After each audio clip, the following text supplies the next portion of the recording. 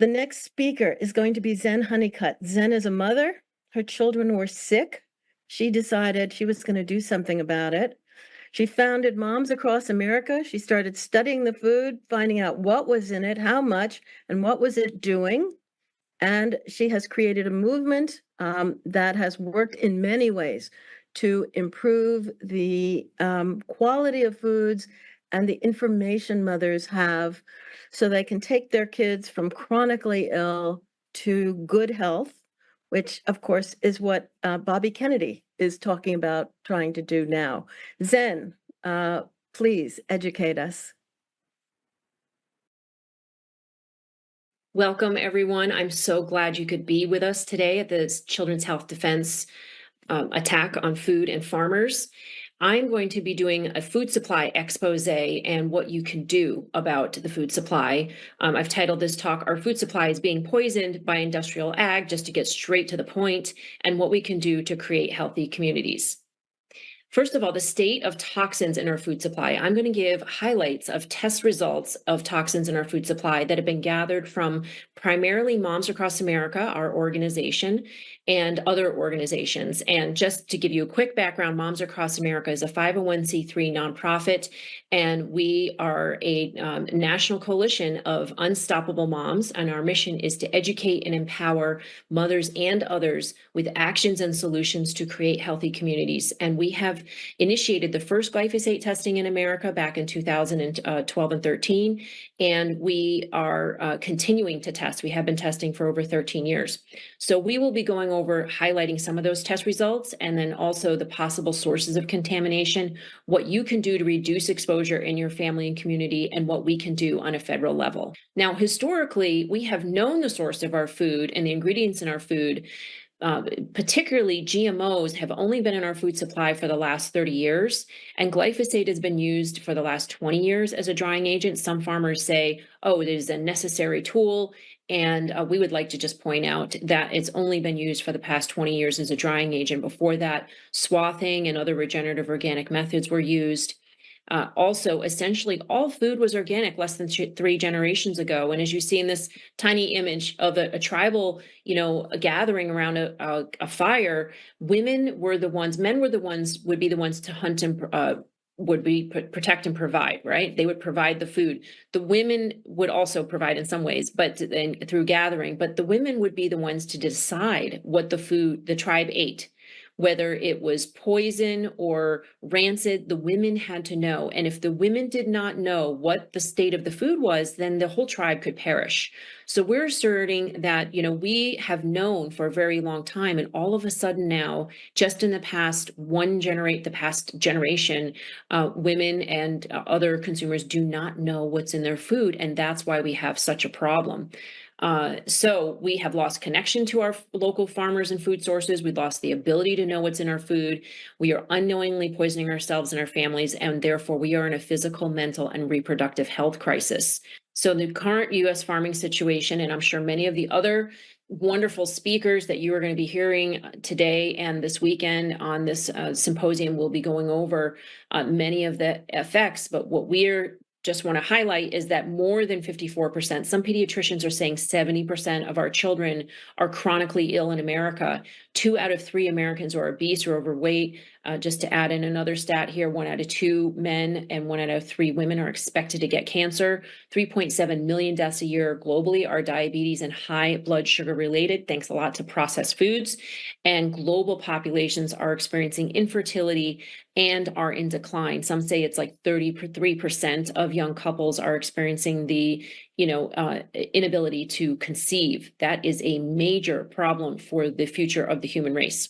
And what we're seeing as a result of this this toxic agrochemical system is that food and food products are contaminated with glyphosate. Almost everything tested has been presenting with concerning levels of glyphosate, including beer, wine, chocolate, milk, eggs, honey, bread, breast milk. I know this is terrible. Hummus, sperm, tampons, sanitary pads. The gauze that's used on wounds in hospitals is contaminated with glyphosate, and vaccines. And yes, some people may really be upset about this, as you should be. Glyphosate has been contaminated the vaccine supply because the animal parts that are used in vaccines are consuming, those animals, those livestock are consuming GMOs sprayed with glyphosate, and glyphosate residues stay on the grains, get into the bone marrow, which is used into gelatin. The tendons are used as gelatin in vaccines and to stabilize the vaccine and the live virus. So there are animal parts in vaccines that have the animals have consumed glyphosate, right, in the feed, and that's how it's contaminated vaccines. This widespread contamination of glyphosate is happening practically in every meal if you're not eating organic, and in some cases, even in organic at very low levels. So this is a national crisis. The highest levels of glyphosate found from 7,800 samples that were tested in 2017 from the Canadian Food Inspection Agency were in buckwheat products, pizza products, chickpea, that means like hummus, and we've also found that in our test results too, flour, oats, mill products, other types of flours, lentil products, and pea products. And this is because glyphosate is used as a drying agent or as a pre-harvest weed killer. This is what's allowed in the United States. It is not allowed in Europe now. They have banned the use of glyphosate as a pre-harvest weed killer or as a drying agent. And so we want to point out that these types of products are the ones that are most likely found in vegan and vegetarian and gluten-free foods. So if you think you are being healthier by eating vegan, vegetarian, or gluten-free foods that are not organic, if you're just like, I'll just order the salad, or I'll just order the vegetables on my pizza, or I'll order the hummus with the pita bread, you are actually consuming the highest levels of glyphosate that you could in any of the standard American diets. And I would assert this is why so many people are feeling better on a carnivore diet, a paleo diet, where they're avoiding these types of grains. It's not just the grains, it's what's been done to the grains, and that is the spraying of glyphosate and other toxic chemicals. We found the second highest level of pesticides in gluten-free foods was 2,4-D, which is found in Agent Orange. So we are finding very high levels of glyphosate and toxic chemicals on foods that are mostly dried, such as oats, peas, beans, legumes, and other types of grains. We also tested 43 school lunch samples to be tested, we tested them from 18 locations. We commissioned them to be tested by Health Research Institute laboratories. And we found that over 95% of the school lunch items contained carcinogenic, endocrine disrupting, and liver disease causing glyphosate. 74% of the samples contained at least one of 29 different harmful pesticides. High levels of veterinary drugs and hormones were found in 9 of the school lunch samples. 4 of them had an aviary contraceptive called nicarbazine. It's also an antiparasitic, but which is commonly used in meat bird chickens. It can't be used in egg-laying birds because it will prevent the birds from laying eggs. Just imagine, folks, what is it doing to our girls and our boys to have an aviary contraceptive in their school lunches on a daily basis? Again, this is a national health crisis. And if someone else was doing this, if a foreign country was putting these types of veterinary drugs, hormones, and toxic chemicals into our school lunches, we would be at war with them. So this is absolutely something that needs to be addressed immediately, and in my opinion, is a criminal behavior that the FDA is not doing something about this in an urgent manner. Okay, 100% of the school lunch samples contained heavy metals, up to over 6,000 times higher than the EPA's maximum levels allowed in drinking water.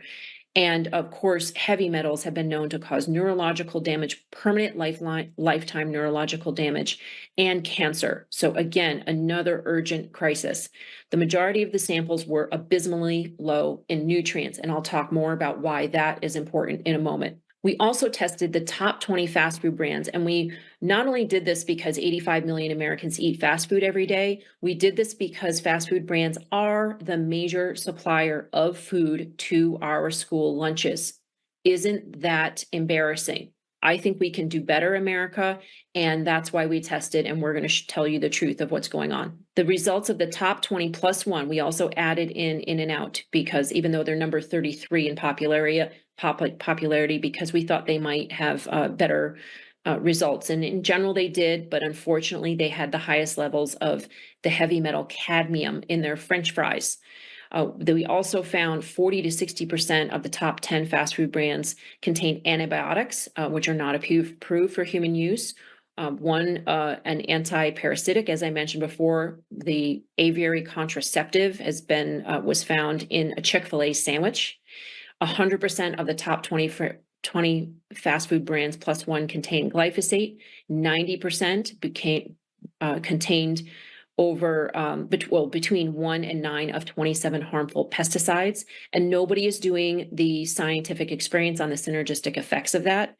And we found 100% of the samples contain at least trace amounts of lead. The highest amount was found in a Sonic cheeseburger. Butanediol, a central nervous system depressant drug, was found in 47% of the top 10 samples. And the manufacturer data sheet of this drug states that it causes combativeness. Folks, we have no idea, and the farmers have no idea why this is in there. But if this is continued to be allowed, that means that the food manufacturers are okay with people being aggressive after eating fast food. I would say that is an attack on American people. Also, the vitamins and minerals were abysmally low. The reason why the vitamin mineral content is so important is because when we're depleted with nutrients and vitamins, our brains do not function the way they're supposed to. And a study going back to 1948 showed that the spinach contained 158 milligrams of iron. This is just an example of the mineral content. And so now, 50 years later, we would have to eat 75 spinach portions to get the same amount of iron, because now it's 2.2. It's so low. We found the same thing in fast food. We found that they contained less than 10% of the recommended value, and that a person would have to eat anywhere between 70 to 300 of each meal to receive the recommended daily intake of essential vitamins and minerals. And this type of lack of nutrition is highlighted in the book Food and Behavior, A Natural Connection by Barbara Reed Stitt. She said that the one thing that all of the parolees, serial killers, and criminals in prison had in common was that they bragged that they lived on junk food. And the result was that they had lower levels of vitamin B, which is essential for the formation and the function of the prefrontal cortex, this part of the brain that is the decision-making part of their brain. And so what was shown that was with supplementation, meaning vitamins and minerals, the violent acts in the prisons dropped 50 to 70% in 1 to 2 weeks. And within 1 year of having whole foods, this was what Barbara Reed Stitt did in her studies, she saw and proved that 70% of the recidivism rate switched 70%. Instead of 70% of people coming into prison, going out, and then coming back in again within a year, that's what the recidivism rate is. 70% came into prison, ate the whole foods for a year, went out and stayed out, did not come back to prison. So folks, we know how to solve the violence problem in America, and we just need the political will to do it. We need someone in office who is willing to prioritize health and to prioritize whole healthy foods, not just for children in schools, but for our prison system, for our hospital system, for every single American, whether they can afford to eat organic or not.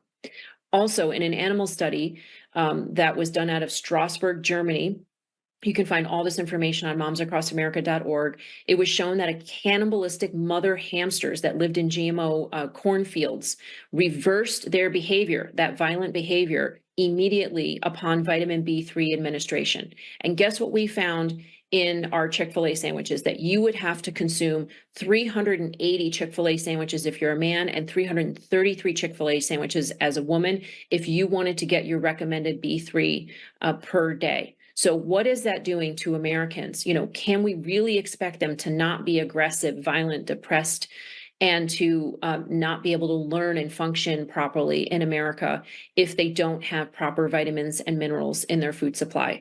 I would assert that this is priority number one. Also, the highly processed, sugary, GMO, and glyphosate agrotoxic food is nutrient deficient and toxic, as what I just summarized. And so it's not just the toxins in the food, folks, it is the lack of nutrients. So we need safe, non-toxic, nutrient-dense food in an urgent manner. The biggest category of our population that needs to be prioritized, of course, in this situation is our babies. And so Moms Across America, GMO Science, the new MDs, we got together and tested baby formula, and 100% of the baby formula samples contained aluminum and lead. 80% of the samples had lead levels higher than the EPA's allowable levels for drinking water.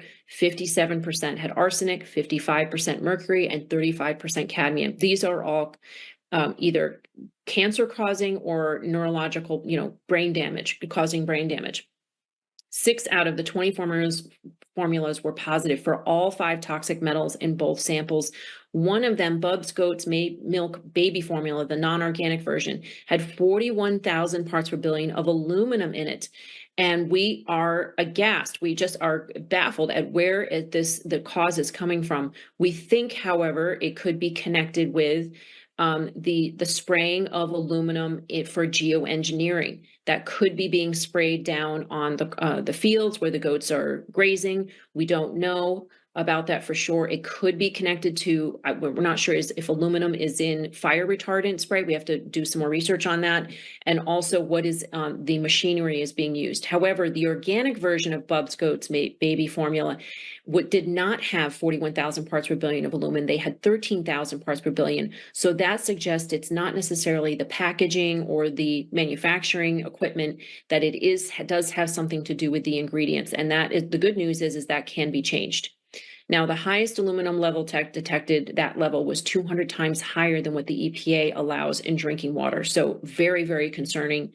And the levels of mercury in 4 of the samples were above the limit allowed by the FDA in drinking water. And in cadmium, 1 formula levels were nearly twice the level allowed in drinking water. So we would suggest that people we really very strongly suggest that you get in touch with the Leche League and breastfeed for as long as possible. What we also ask you to do is to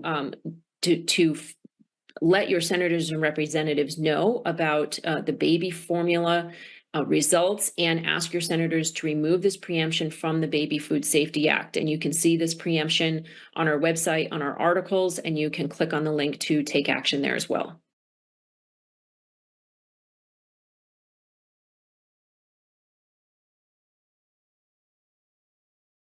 We also tested gluten-free food. You can find out all the results. I have limited time, so please do go through those results on Moms Across America. Tested for glyphosate was the most prevalent, and Banza chickpea dry pasta had over 2,800 parts per billion of glyphosate. Now, most of it did cook out. We were very happy to see that cook down to 161.5 parts per billion. However, that amount is still concerning. It is still not safe. So we're asking Banza pasta to go organic, and we're asking you to sign that petition on momsacrossamerica.org as well. Now, Trader Joe's Almost Everything Bagel had 269 parts per million of gluten, and you're only supposed to have over 20, not over 20 is allowed by the FDA. So that was 10 times higher than the FDA limits. That is very concerning. Somebody already sued Trader Joe's over that. We just want them to make sure to check and test and make sure that people are not being exposed to gluten, especially people with celiacs, because that's life-threatening. So again, there were levels of glyphosate in gluten-free food that were very concerning, and this is because glyphosate is being used as a drying agent or a pre-harvest weed killer, and that's what we are asking the EPA to stop doing, and we'll show you that petition in a moment. So next, we're going to get to solutions. We would love for you, consumers, retailers, restaurant owners, school food directors, to find access to local foods. Go to westinaprice.org and Farm Match. Connect with local farms to collaborate for job opportunities, to get your produce, your meat and dairy. There's educational opportunities for children. And we invite you to start your school, community, or front or backyard gardens with the neighborhoodfoodnetwork.com. And you can go to that. It's a program of Moms Across America. Growing your own food is one of the most important activities that you can invest in today. We urge you to grow, buy, and eat organic. And we want to point out that it's not necessarily essential for them to be USDA certified organic or to have these other certifications, which we love. But the most important thing is to know your farmer and to know whether or not that you're using GMOs, toxic chemicals, and toxic fertilizers as well. If they are growing their own fertility, they have their own animals on their farm and they're using that fertility, which is not hard to do. They can even fertilize with their own plants. Then you know that it's safe and you can trust them. Food purchasing priorities: buy whole food, not highly processed food. All grain products such as pasta bread, crackers, baked goods, and cereals should be organic to avoid glyphosate and toxins. And buying organic, the food products that contain GMOs like corn, soy, sugar, canola, and vegetable oil is also important. Next, we'd like you to protect farmers and states' rights by requesting that your elected officials protect these rights by eliminating the preemptions in the Farm Bill that restrict and eliminate the state's ability to enact pesticide restrictions. That's called Drop Section 9101 from the Farm Bill. We also ask you to sign our petition to the EPA. That's on momsacrossamerica.org. Tell the EPA to stop allowing glyphosate and other toxins as weed killers on food and feed crops. Support our trip in September. We're going very soon to further trips in DC. Please donate on momsacrossamerica.org for us to continue our work. And tell your senators and your representatives, we're telling them that the viability and the safety of brands, of food brands, is at risk. And so is the health and the future of our country. And we would ask you also then to invest in growing your own food. You can invest in regenerative organic farming training programs, such as I've listed here: Kiss the Ground, Rodale Institute, or Farmers Footprint. Invest in non-toxic weed killer options, such as contact organics, greenfield robotics, and steam or electric weed killers or permaculture. Just FYI, Chipotle has invested in greenfield robotics, which is a robotic system. It's like they're like little boxes that go through the rows and get rid of the weeds. So we're very grateful to Chipotle for doing that.